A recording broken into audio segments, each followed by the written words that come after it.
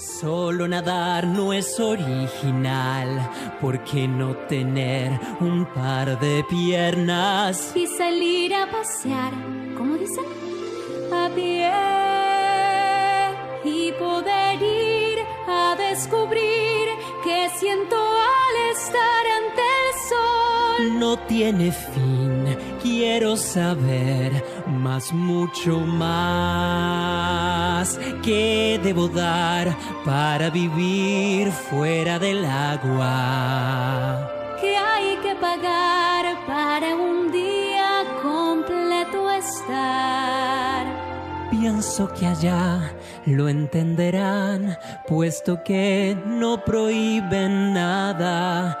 Porque habrían de impedirme ir a jugar,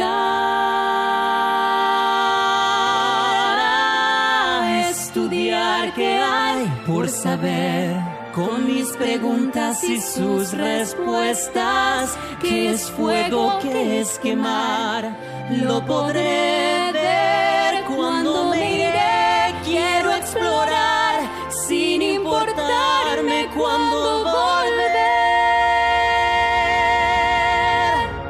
al exterior.